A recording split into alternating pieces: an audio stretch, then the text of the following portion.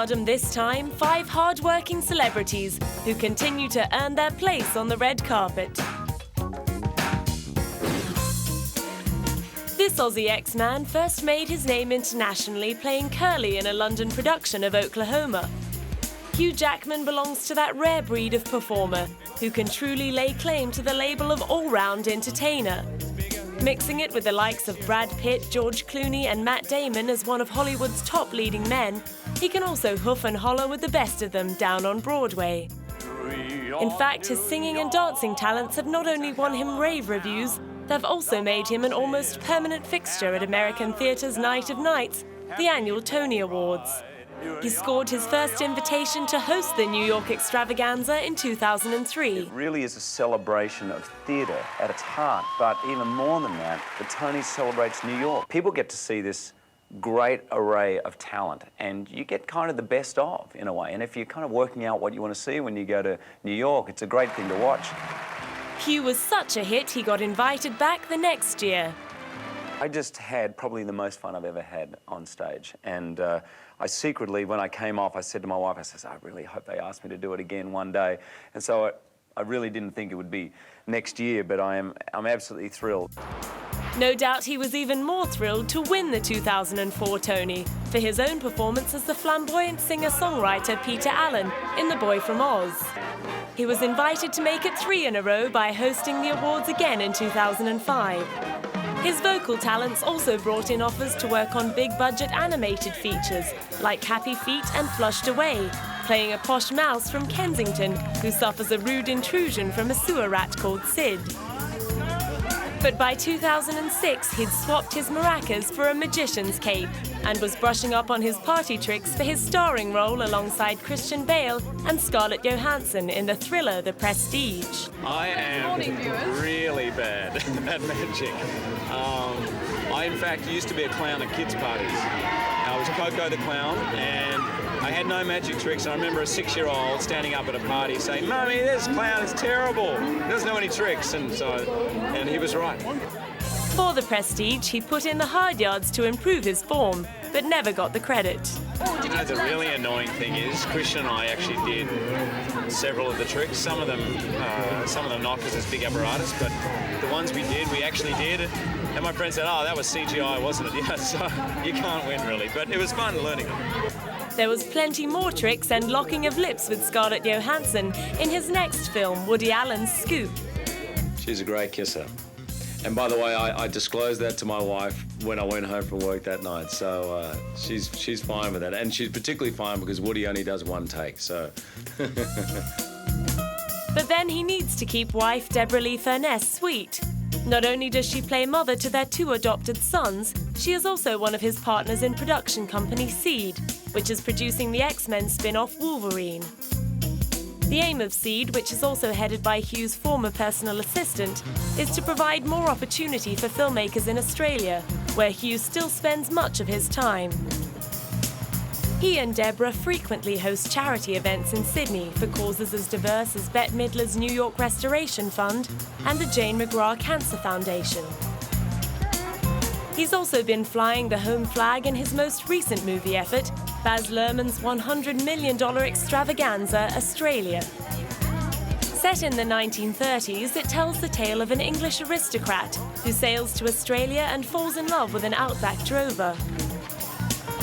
Hugh and co-star Nicole Kidman were welcomed like royalty by the Darwin locals, who hope that Hugh's portrayal of a true-blue Aussie battler who's not afraid of hard yakka will bring a touch of romance to the outback's rough and ready image.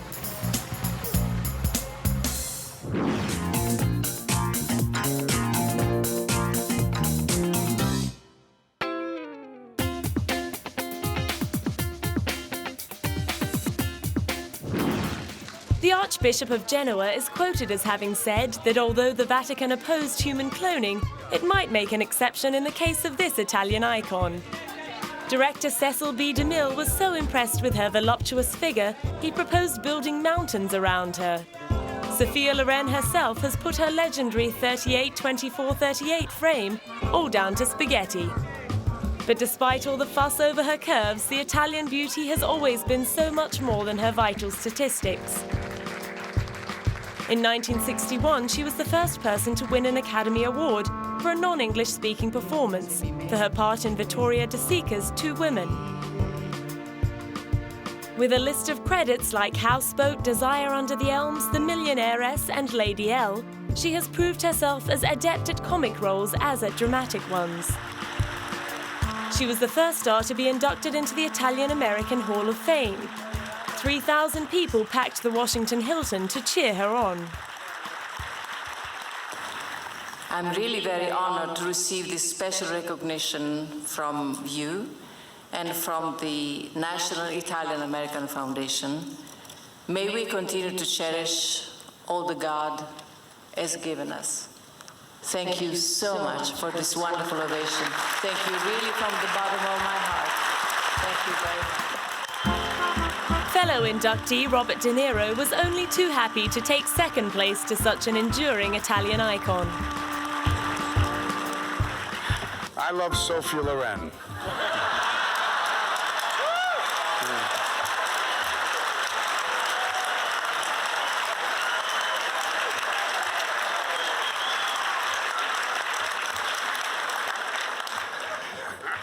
It's an honor to be inducted into the Italian-American Hall of Fame and to share this stage with such a distinguished and accomplished group. Not bad for a so-called ugly duckling who grew up in extreme poverty in wartime Naples. Perhaps her tough start in life has inspired Sophia to keep living life to the full. Now well into her 70s, she's still a red-hot regular at red carpet launches and fashion shows, especially if the invite comes from Giorgio Armani. Oh, I love him and what he does in his work. And the haute couture, to wear, what's the most important thing for you when you're choosing a gown? How I look, how I feel in it, and if it's done by Armani, it's Armani, and I don't have any questions. Okay. Thank you very much. The epitome of Italian glamour in the 60s, Sophia was one of the most popular actresses in the world, continuing to work in both the US and Europe. In 1964, she was paid $1 million to appear in The Fall of the Roman Empire. In 2007, at the age of 72, she mourned the death of her husband of 50 years, legendary Italian director Carlo Ponti. Carlo had discovered Sophia when she was just 17 and cast her in several films before marrying her 7 years later. After 2 devastating miscarriages, they finally had 2 sons together, one of whom, Eduardo, followed his father into directing. Fittingly, Eduardo got to direct his mother in her 100th film, Between Strangers. Working with my son was wonderful, was really so gratifying for me that I wish I could do another film with him because, first of all, he's a very intelligent guy and he writes wonderful things and he's a wonderful director. And besides, he's my son, so I'm always with him. Although these days she's known for choosing her roles very carefully, she's certainly not slowing down. I just finished a movie for television, 4 hours for television, Italian, Canadian, and now I'm going to do a film for theaters with Lina Wertmüller as a director. We're going to start in the month of October. Thank you so much. Thank you. Having worked all over the world for the past half a century, La Loren thinks nothing of jetting over to Israel to wish old friends like celebrated conductor Zubin Mehta happy birthday. Or of jetting over to Hamburg for the annual Bambi Awards. But in April 2006, she had a date with Rome to open an exhibition about her life that began in the slums of Naples. Drawn from her own personal archives of family photos, dresses, jewels, awards, and career memorabilia, an entire section of the show was dedicated to photos of Sophia taken by Richard Avedon, who was considered the first ever paparazzo. The exhibition, which she curated herself, included images from all ages of her life, from cartoon strips, paintings and magazine covers, to costumes, hats and intimate letters from friends like her Houseboat co-star Cary Grant.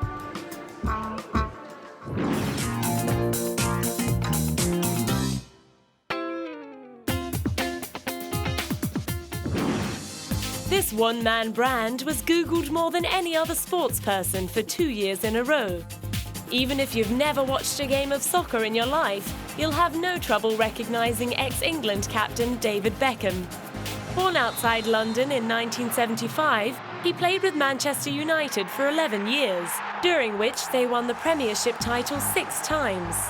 He moved to Real Madrid in 2003, and in January 2007 he landed a 5-year, $250 million contract to captain the Major League Soccer's Los Angeles Galaxy. But no matter how handy he may be with a ball, his on-field exploits have always been eclipsed by his pin-up boy looks and daring haircuts. Then there's his front-page status as half of celebrity juggernaut Posh and Becks. The pair met when the Spice Girls singer attended a Manchester United game in 1997, as they amalgamated their multi-million-dollar fortunes in a £500,000 ceremony in a castle in 1999. Posh and Becks confirmed their commitment to flashy extravagance and set up home in a £15 million pile, dubbed Buckingham Palace. In between attempts to stage a comeback as a solo artist and giving birth to their 3 boys, Brooklyn, Romeo and Cruz, Victoria has been credited with engineering brand Beckham, establishing David's astonishing portfolio of sponsorship contracts. Beck's endorsements range from health and fitness specialists to hairstylists, exercise promoters, and spa and recreation companies. However, it hasn't all been a one-way street. Cementing his image as a doting father and loyal caretaker of his fans, David has ploughed time and money into giving back. In 2005, he established 2 soccer academies, one in London and one in LA, to give budding footballers a leg up. And the Beckham Academy isn't all about finding the next Beckham. You know, I've always said that would be nice. It would be great to find future stars, but at the end of the day, that's not what the Academy is about. It's about achieving something for kids to come down and have fun and have the ability to learn about the sport, about football, learn about healthy eating, learn about, you know, different parts of the body, different injuries and things like that. And it's also, you know, a lot about, you know, learning about life as well and responsibilities. And, you know, it's not just a soccer academy, it's about different things, and that's what we're trying to learn. However, his heroic track record hasn't been entirely without blemish. He's been sent off a few times in crucial matches and was lucky not to be given the red card by Posh after being caught out having an affair with Rebecca Luz in Madrid. Holed up in a ski chalet in France, the Beckhams patched up their problems and were soon holding hands again on the red carpet. But not before David had given the media a good serve, and he wasn't afraid to name names. There's something I just want to say. I know as England captain that, you know, I'm obligated and I need to talk to the fans, and that's why I'm here. But I think I'm not talking about Sky Sports, because there's a difference between Sky Sports and the news side. And I think the way the news side have treated me in the last few months has been an absolute disgrace. I've done the same with the News of the World, because I think they've tried to you know, ruin my family. I think that I've done the same with the Mail, because I've been called a bad father, I've been called a bad husband, and my wife's been called a bad mother. Of course, yeah, as I said, you know, things always hurt that are said about my family, and for people to call my wife a bad mother, you know, is unbelievable, and you know, that's all I want to say on the matter. These days, Posh and Becks live a stone's throw away from their stateside counterparts and new bosom buddies, Tom Cruise and Katie Holmes in LA. That strategic alliance has greased the wheels and eased their passage to the top of the Hollywood invite list, keeping Victoria busy while David is off at training.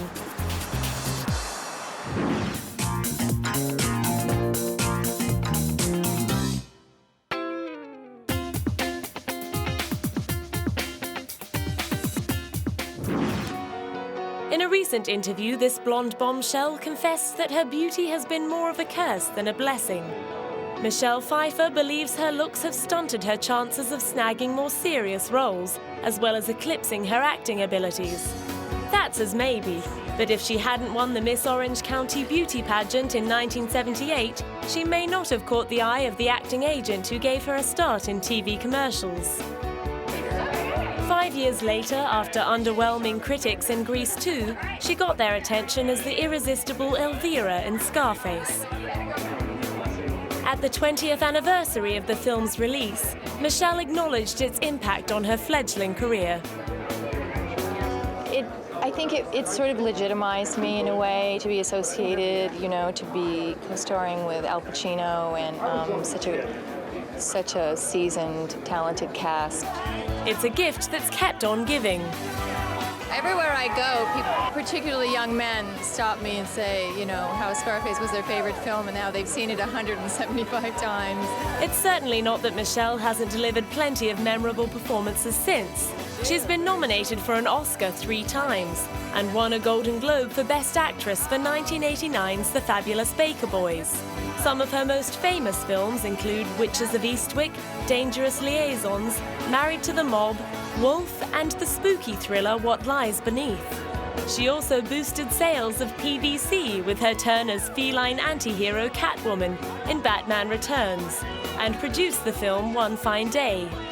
George Clooney, her co-star in that movie, was certainly impressed with her. Who is the most sexy woman in your eyes in the world? I don't know. I just finished doing a movie with Michelle Pfieffer, and she's pretty beautiful. Okay. Yeah. In real life, she's married to genius writer-producer David E. Kelley, creator of Ally McBeal, The Practice, and Boston Legal. The couple have 2 young children, and in 2002, Michelle announced she was taking a few years off to enjoy her home life, which is split between LA and Northern California. Still in 2003, she couldn't turn down the opportunity to lend her voice to the character Eris in the animated DreamWorks feature Sinbad. They had overheard me on the phone, I think, with him, and say something about a DreamWorks, and they said, what DreamWorks? Well, there's this animated movie. Are you going to do it? And they would not leave me alone. By 2006, she'd decided that she would be a better mother to her children if she also worked.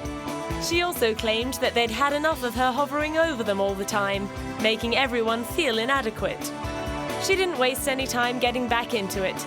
Gladly accepting the challenge of shooting 3 movies back-to-back, she took on extra singing and dancing duties in the musical version of Hairspray. After I sort of got warmed up, it was a lot of fun. In the beginning, it was a little intimidating, but it was great. Yeah, I did. I was pretty rusty. And a little surprised at how rusty I was. And so I crammed. Yeah, just came in under the wire, I think. Finally shaking off the timid image she acquired earlier in her career, she was only too happy to play another baddie in Stardust with Robert De Niro. Although she couldn't quite explain what the fantasy film was all about. You know, it also is funny, and it's romantic, and it's dark, and it's kind of whimsical, and it's kind of a hard one to sum up in a soundbite. She does get to show off her softer side in the romantic comedy I Could Never Be Your Woman. Her next project, written by her husband David, explores the relationship between a father and daughter who take off on a voyage of self-discovery. It's a subject close to Michelle's heart, who paid tribute to her own father on unveiling her star in the Hollywood Walk of Fame in 2007. To thank my father, who basically taught me the importance of it, that it didn't matter what you chose to do. It was that you did whatever it was to the best of your ability, and that if you worked hard, you could make something of yourself. Putting paid to rumors that her ageless skin has had some cosmetic help, Michelle maintains that so far she has not succumbed to the temptation of surgical enhancement, and hopes that she will have the willpower to age gracefully. And with close friends like Giorgio Armani, that's hardly likely to be a problem.